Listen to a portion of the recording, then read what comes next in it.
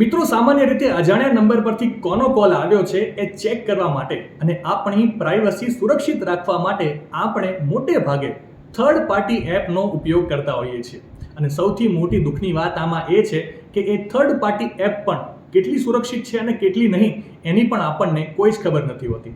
ત્યારે હવે ભારત સરકારના ટેલિકોમ વિભાગે મોબાઈલ કોલ છેતરપિંડી અટકાવવા માટે એક ખાસ પગલું ભર્યું છે.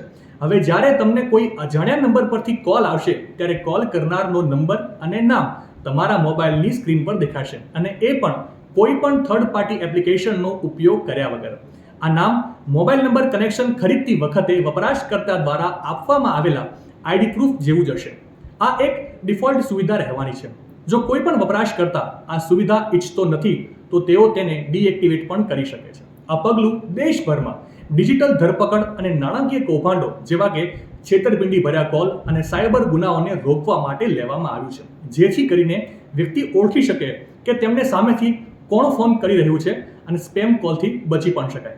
માહિતી સારી લાગી હોય તો રીલને વધારે શેર કરજો અને આવી જ અવનવી માહિતી માટે સંદેશ ડિજિટલ સાથે જોડાયેલા રહેજો.